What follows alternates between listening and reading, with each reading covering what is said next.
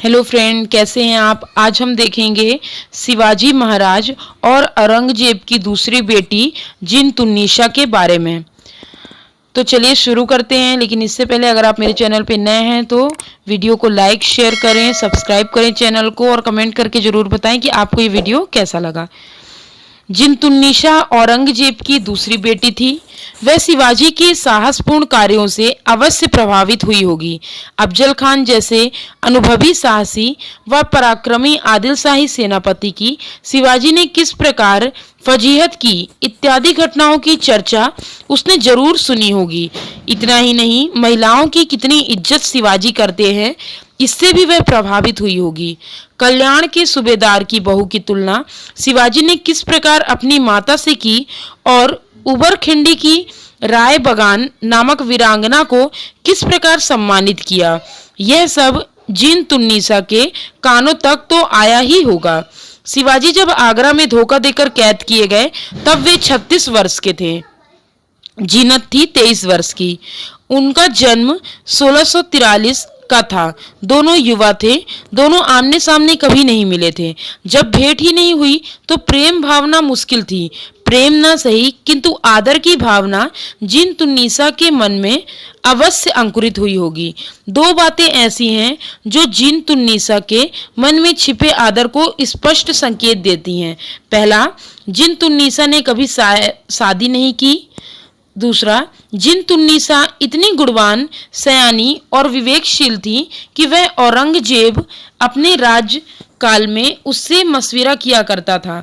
जिन-तुन्निसा औरंगजेब को बेहद प्रिय थी। उतनी संवेदनशील जिन-तुन्निसा शिवाजी की ओर आदर से झुक सकती थी। शिवाजी के अवसान के बाद औरंगजेब उनके स्वराज्य में दाखिल हुआ। उसने शिवाजी के बेटे संभाजी की हत्या भीषण क्रूरता से करवाई। फिर उसने रेणु अक्का, संभाजी की बहन, कमलजा कन्या, युसुबाई पत्नी, दुर्गाबाई पत्नी एवं बाल साहू संभाजी का पुत्र, इन सभी को कैद कर लिया।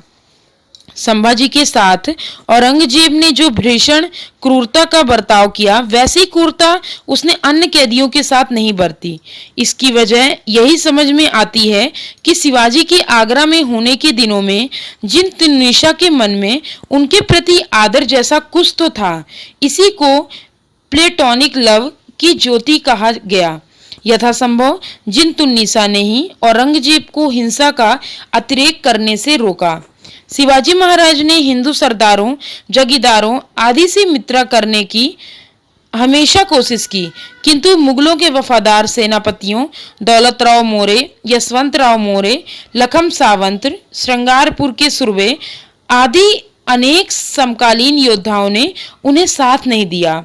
शिवाजी महाराज एवं बाजीराव को नए योद्धा तैयार करने पड़े। हिंदू सरदार जीवन भर आदिलशाही एवं मुगलों को सहयोग देते रहे। एक स्वतंत्र हिंदू राज्य, एक स्वराज्य की स्थापना उनकी नजरों के सामने हो रही थी, जिसका महत्व वे समझ ही ना सके, क्योंकि उनकी आंखों के आगे स्वार्थ का पर्दा पड़ा हुआ था। उन्होंने तो बल्कि ईर्ष्या ही अनुभव की। शिवाजी को जिस निष्ठा एवं ध्येय को लेकर चल रहे थे उसका विशेष प्रभाव समकालीन हिंदू योद्धाओं पर नहीं पड़ सका, किंतु युवा पीढ़ी ने निसंदेह शिवाजी का साथ निभाया। स्वराज्य की कल्पना मात्र से मराठा युवा जोश में भर उठते थे। इसलिए 1657 में अफजल खान को और 1665 में जय सिंह को मराठा युवाओं से कोई सहायता नहीं मिली। नतीजा सबके सामने था। औरंगजेब 3 लाख फौजियों को लेकर महाराष्ट्र में 27 वर्षों तक लड़ता रहा, किंतु उसे जीत हासिल नहीं हो सकी। जो योद्धा शिवाजी का साथ निभा रहे थे वे उनके प्रति निष्ठावान तो थे, किंतु सभी को राज्य संचालन की बारीकियों का ज्ञान नहीं था। शिवाजी के मंत्रिमंडल के लोग भी राजनीति में पूर्ण कुशल नहीं थे। अन्नाजी दत्तो ने शिवाजी को यह बात स्वीकार करने के लिए बाध्य किया कि राज्य का विस्तार करने के लिए शौर्य से अधिक महत्वपूर्ण है व्यवस्थाएं। इसलिए व्यवस्था का काम देखने वालों को सैनिकों से अधिक वेतन, सुविधाएं तथा मान सम्मान दिया जाए। व्यवस्था का काम देखने वालों को 1 हिस्सा मिलता था और लड़ने वालों को 3 हिस्से। सन 1660 के बाद शिवाजी ने समय को पहचानकर पुर्तगीजों के साथ किया समझौता तोड़ा, मुगलों के साथ किए समझौते भी तोड़े, किंतु आदिल शाह एवं कुतुब शाही ने स्वयं समझौते नहीं तोड़े।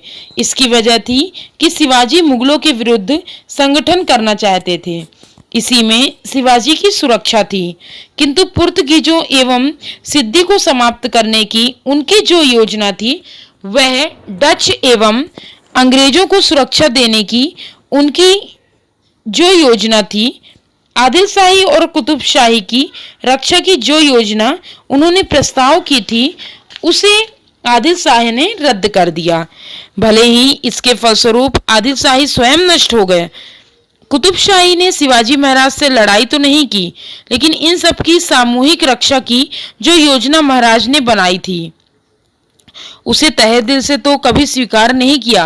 औरंगजेब से समझौता करके आदिल शाह को परास्त करने एवं जीत का बंटवारा करने के लिए भी शिवाजी तैयार थे, मगर बात नहीं बनी। मुगल सुन्नी थे और आदिल शाह शिया थे, लिहाजा दोनों एक दूसरे के दुश्मन बने हुए थे।